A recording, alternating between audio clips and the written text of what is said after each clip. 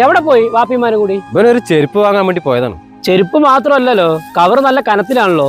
പോയപ്പോ ഫോണിന് ഒരു ചാർജർ ഒരു കേബിളും വാങ്ങിച്ചു. ചാർജറും കേബിളും ഒക്കെ ആരെയും കടയിൽ നിന്ന് വാങ്ങൂടാ.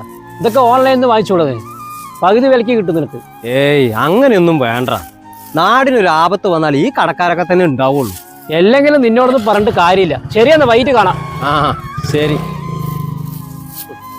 വാപ്പാ നിക്ക്. വാപ്പേ കടയിൽ 1500 കൊടുത്ത്. അതെ, എന്താണ്? അല്ല വാപ്പാ, അയാള് ചാർജറിന് 900 രൂപയല്ലേ പറഞ്ഞത്? ആ ചാർജറിന് 900 രൂപയും ചെരുപ്പിന് 650 റുപ്യയും, അങ്ങനെ മൊത്തം 1550 റുപ്യ ബില്ലായിട്ടുണ്ട്. അതിൽ 50 റുപ്യ ഡിസ്കൗണ്ടും ചെയ്തു തന്നല്ലോ. അപ്പൊ കേബിളിന്റെ പൈസ? പടച്ചോനെ, അയാൾ ഇതിന്റെ പൈസ കൂട്ടിയില്ല അല്ലേ? അത് നമുക്ക് ലാഭമായില്ലേ വാപ്പാ? അങ്ങനെ ചിന്തിക്കാൻ പാടില്ല. അർഹതയില്ലാത്ത ഒരു മുതലും നമ്മൾ ഉപയോഗിക്കാൻ പാടില്ല. നീ വാ, ഇതിന്റെ പൈസ കൊടുത്തിട്ട് വരാം. എന്തൊക്കാ എന്തെങ്കിലും മറന്നാ? ഞാനല്ല മറന്ന്, നീയാണ് മറന്ന്. ഇതായി കേബിളിന്റെ പൈസ കൂട്ടാൻ മറന്നു കൂട്ടാ. ആ അത് കൂട്ടിയില്ല അല്ലേ? ഞാൻ അത് വിട്ടുപോയി. അത് സാറിലേക്കാ, നിങ്ങളിത് വെച്ചോളെ. അതെന്താണ് അങ്ങനെ പറയുന്നത്? അത് വേണ്ട, നീ അത് അത്ര വെച്ച് എടുക്കുക. അതല്ലക്കാ, നിങ്ങൾക്ക് വേണേ ഇത് എന്നോട് പറയാണ്ടിരിക്കാം. പക്ഷെ നിങ്ങൾ ഇത് ഇവിടെ വന്ന് പറയുകയും ചെയ്തു.